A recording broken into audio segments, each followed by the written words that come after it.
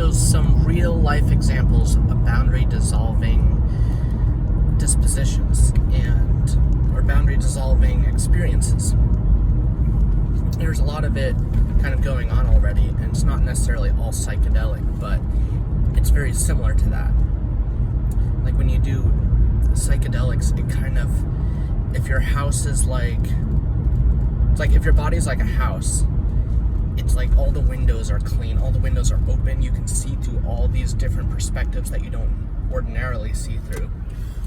And subsequently, you make these connections where it's like, oh, this is like a microcosm of this thing. Or you can see an allegory where it's like there's depth, there's layers to meaning, and all kinds of like crossovers in a Venn diagram type of way.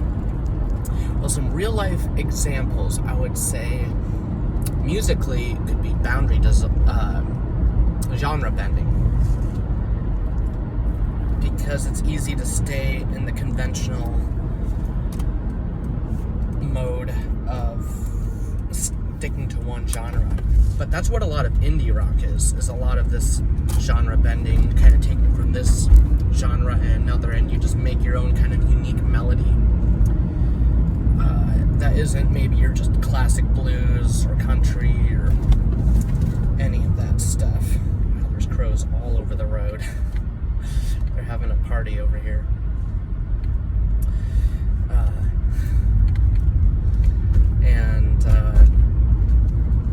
So music is one thing. And then there's also like how people present, as far as if they want to move through this space as a male or a female. And my supposition is that we probably come into this life, we probably plan out a little bit, I think part of us is here and part of us is outside of this. And the part of us outside of this was like, okay, here's some checkpoints, and it feels kind of predetermined to learn these different things in life and through these experiences. And sometimes there's some spontaneity, or maybe something that wasn't part of the plan. But it kind of seems like there's this guiding force that's happening. And where was I going with that? My mind went like 5 different places at once. Getting back to the main thing. So yeah, as far as boundary dissolving, as far as how you present, to switch up the roles. When I was married, I took on myself to be more of the, it's an antiquated term, but like housewife kind of role.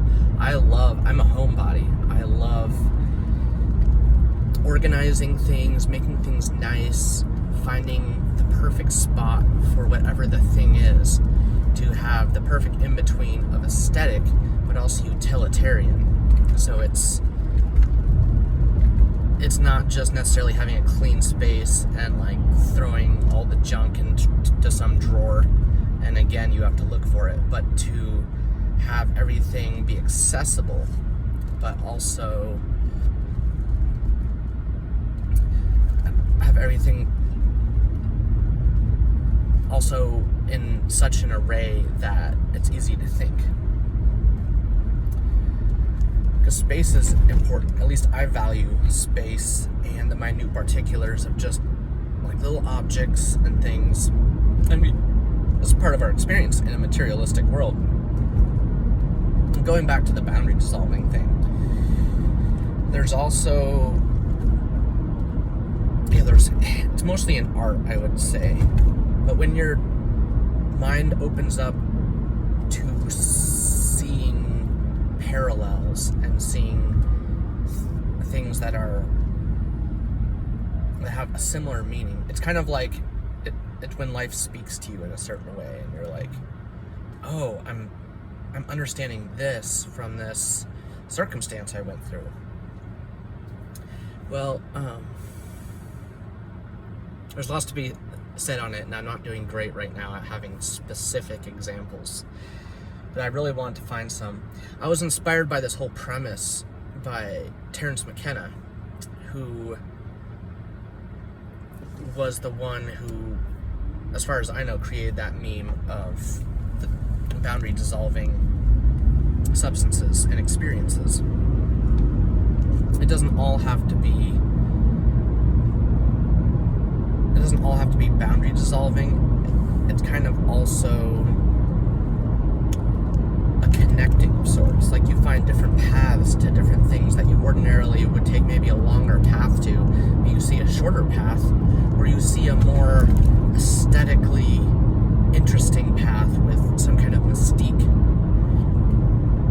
and maybe you want to choose that one, switch things up. So the boundary dissolving thing is really nice because society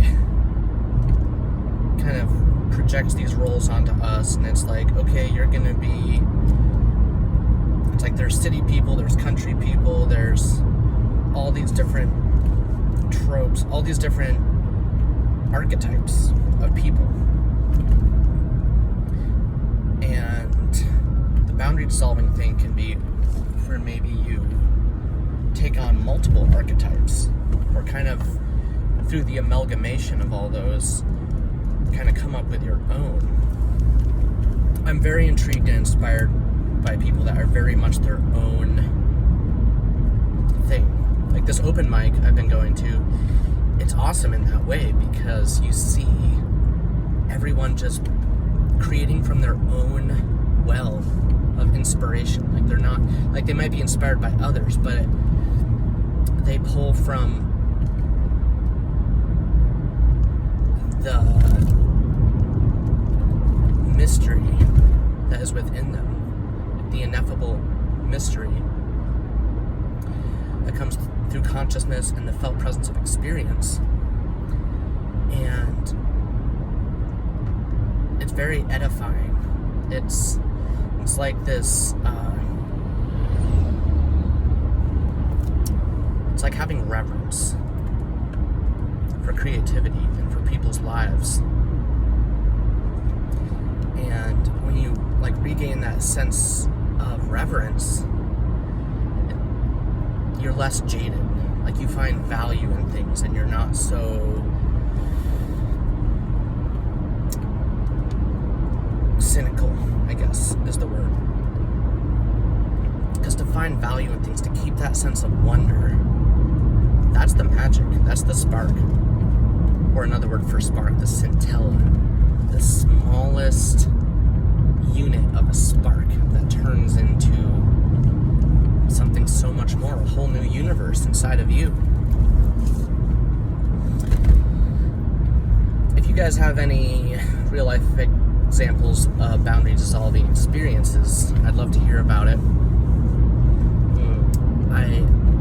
I make this channel to open up conversations and dialogues about these things because I love hearing other people's perspectives, even if they differ from mine. This is just where I'm at in life right now, and it's all subject to change. I audit my belief system as my perspective changes, and after I've been through the felt presence of different experiences. But one little sidebar on that is oftentimes we go through an experience and maybe it wasn't good and we just like avoid that in the future. But sometimes there's just some other element of that experience that could have been changed to make it a good experience. You don't have to just abandon it altogether. Anyway, we'll leave it at that for now.